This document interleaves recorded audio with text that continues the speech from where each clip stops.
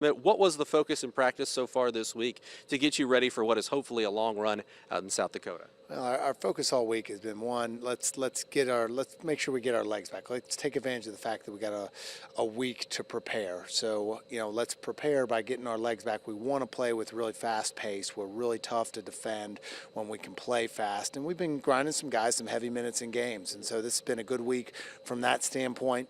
The other standpoint is we need to make sure we stay crisp. I mean, we've gotten up a lot of shots this week. We've cleaned up just some details offensively, defensively, and we spent a week, be able to grind out all the things that South Dakota has done well against us in the past. Now, at the end of the day, I have a pretty good feeling that Coach Smith is going to do some unique stuff to us. I mean, second half at South Dakota, he came out in a triangle and two for one possession. Our guys moved the ball quick enough to where we didn't even recognize until we watched a video, and we hit a three against it. But the idea is that they're going to look to alter some of the ways that they've defended us and try and slow us down that way. So, we're really just focused on ourselves, but also, knowing what they've done, where they've had success, and then being able to adjust as the game goes forward. With Dane and then with Tony and now with you, the buildup has been to get to the point where you are a #1 seed in a tournament like this. What is the mentality going in now as the hunted to a certain degree into the Summit League tournament? Well, I mean, obviously it's a touch different just because we're the #1 seed for the first time. But, really over the last 3 years, 2 years ago we were the #2 seed.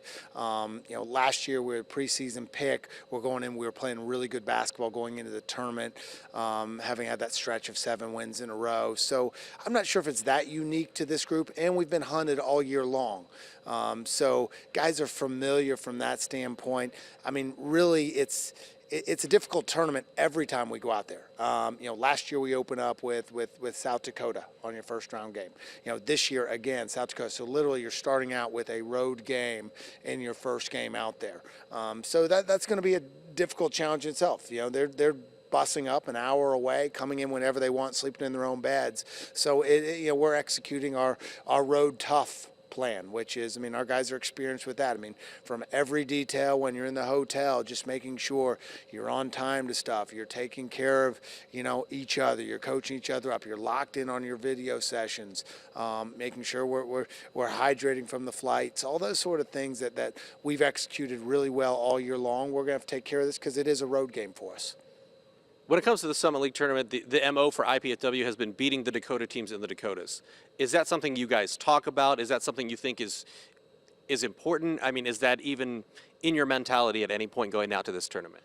Well, our guys are sharp enough and have been out there enough and understand what it takes to win and know that, when you roll out there against South Dakota State or South Dakota, there's going to be, 8,000 to 10,000 people cheering for them. So, we don't have to really build that up. Now, we have talked about last year where, South Dakota came out with an attack mentality and we did not. They altered a little bit of how they defended, and it affected us in the first half. We didn't attack, and the second half we came out and we dropped 50 on them and turned it into a game in the second half. And not to let that happen with us this year. Let's come out with our attack mentality from the tip, no matter what they throw out, no matter what tweaks they put into their defensive schemes. And that's who this group is. We have each year you have different teams. Your group manages itself differently, and this group has really come out and competed and battled in every single game we've played this year. When you take a look at this senior class, Joe and all those guys, because they've had different experiences at the Summit League tournament, I think every year, last year you mentioned getting knocked off by a hot shooting team in South Dakota and then making the championship a couple of years ago. Steve Forbes rim out away from maybe an NCAA tournament berth. How much does that experience factor, just because it is so varied, play into the tournament for this year? Well, I think a lot of it played into getting here. This group did not have to talk about goals all season long. We just talked about next game mentality all year long, and that's helped us to get where we were. We were never looking ahead. We would flush it and we wouldn't look back after, other than just saving the clips of, okay, let's learn from that. And so that next game mentality has really, really helped us, and not having to just keep preaching dream. Hey, this is a possibility to get to the championship game, to get a #1 seed. seed, to win our regular season. We haven't had to talk about that. You know, that's just the culture that's evolved because of the success we've had in our program in recent history. So that's been a positive. The next game mentality, we've been training all year long for tournament play. You know, we're not talking about Sunday's games. We're not talking about our Monday's games, Tuesday's games. All we're locked in on right now is we're going out there for one road game. We're going out there to play South Dakota, and then we'll figure out the rest from there. So that's our entire mentality right now. Final question. I think you were in the mid-majors top 10 sexiest coaches, you know, following up on Tony Jasek's success. I mean, what does that mean to you? And also, I mean, you feel like, let's be honest, you're sexier than Tony Jasek? Well, first off, it's a little embarrassing to me because the first part is Tony wasn't in the mid-major ranks on his number one good ranking. point.